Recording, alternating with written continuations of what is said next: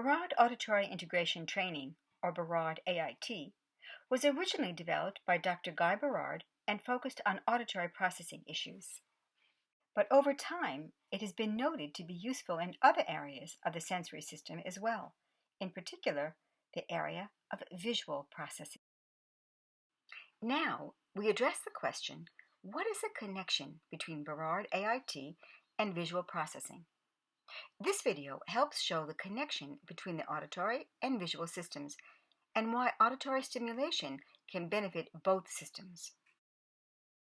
Visual processing is the blending of separate elements into a cohesive whole so that the final result is a complete mental concept or image that we understand. These distinct elements include color, depth, texture, and form. We perceive all of these aspects through our eyes, but then each element is immediately transmitted to our brains to be processed. In order for us to integrate and make sense of this information, we identify the different aspects of the image. We sort them and categorize them so that we can create a complete mental concept or image that we can understand. We process an image with our brain. When the ability to blend these elements into a whole does not function effectively, we have difficulty making sense of information taken in through the eyes. It's important to understand that this is not a problem with eyesight. Eyesight is the ability to focus clearly on an image, while vision is the ability of the brain to perceive this image and give it meaning.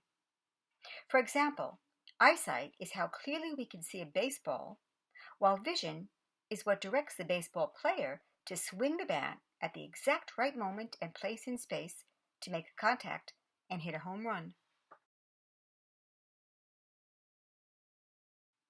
Visual processing problems affect how visual information is interpreted or processed by the brain, not how clearly the image is registered by the eyes. You can think of it as loading an image to your smartphone or computer. There's always a slight delay, and then once it's loaded, we're able to see or process and understand the image. The sensory system involves all of our senses: auditory, visual, taste, touch, and smell. Each of these senses is controlled primarily by a particular area of the brain. However, Dr. Jörg Lewald states there is increasing evidence that processing of incoming sensory information is not strictly separated in the brain. All of the senses work together to form an information network, helping us to make sense of the world around us. Many functions of the visual system have an equivalent in the auditory system, and when processing problems occur in either system, they can produce similar difficulties. For example, difficulty with Figureground or discrimination. Figureground is one concept that applies to both auditory and visual systems. Basically, it is identifying a figure or a sound from background images or from background noise. In this example, if you focus on the color black as the figure and the color white as the ground, you will see a tree. If you focus on the color white as the figure and the color black as the background, you will see two animals. An easy way to understand this concept is to think of the figure as the important information you want to focus on as you try not to be distracted by background images. Try to focus on the bee in the flowers.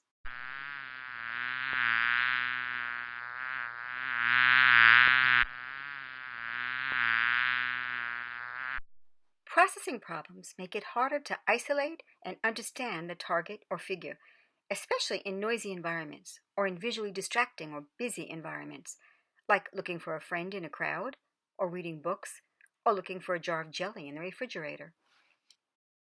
Discrimination is another function of both auditory and visual systems. Discrimination is the ability to detect differences in variables, like differences in sounds, like as in pat, from b, as in bat, for example. P and B are not only similar sounds acoustically, but also similar letters visually, and so are easily confused.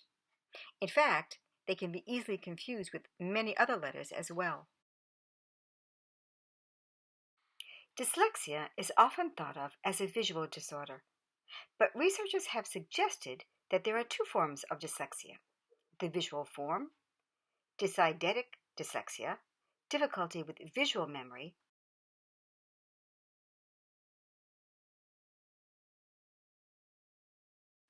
and the auditory form, dysphonetic dyslexia, difficulty connecting sounds to symbols. Both forms involve visual and auditory processing. Studies done by Dr. Harold Solon and Dr. H.G. Birch conclude that weaknesses in auditory or visual integration are factors in reading disabilities. Reading requires visual memory of letters, and problems in the visual processing system can make reading very difficult. Words or letters may be blurry, or they may seem to move up and down, or side to side, or they may appear to float on the page. Sometimes words may seem inversed or appear doubled, or letters can seem mixed up. We have seen children with reading difficulties begin to read with more efficiency after Berard AIT. This suggests that there may have been problems with either auditory or visual skills, or both, and Berard AIT may have stimulated reorganization and integration of the auditory visual connections, enhancing the skills needed to become a proficient reader. In these examples, we see the parallel relationship between the auditory and visual senses. This parallel relationship seems to explain the connection between Berard auditory processing training and visual processing. One theory of how this facilitation works is the cerebellar vestibular system theory. The CVS refers to both the cerebellar system and the vestibular system. They work together to regulate many functions. Both systems involve parts of the brain that play a role in, among many other things, hearing and vision. Again, we see the parallel between the visual and auditory systems. Dr. Harold Levinson's work has shown that a CVS that is not functioning as it should can produce an assortment of symptoms and behaviors, including problems with hearing and vision. The theory is that stimulation to the CVS helps reorganize the system when it is not working efficiently. Berard AIT is a unique method of providing stimulation to the CVS, which in turn helps reorganize the system. When the sound vibrations, which are specially modulated by the educator used in Berard AIT, trigger reorganization, it is not just reorganization within the auditory system, but rather within the CVS itself. If the CVS is reorganized and functions properly, there's potential impact on all the functions that the CVS regulates, including both vision and audition. This is consistent with Dr. Leewald's perspective that neural pathways simultaneously process information from different senses. This theory helps explain the connection between the visual and auditory system and why changes in visual processing skills may occur after Berard AIT, a program originally developed for training auditory processing. In this video, we have focused on the relationship of Berard AIT with visual processing. However, research indicates all senses also receive impact from Berard AIT. For additional information on the research cited in this video, you can refer to these sources.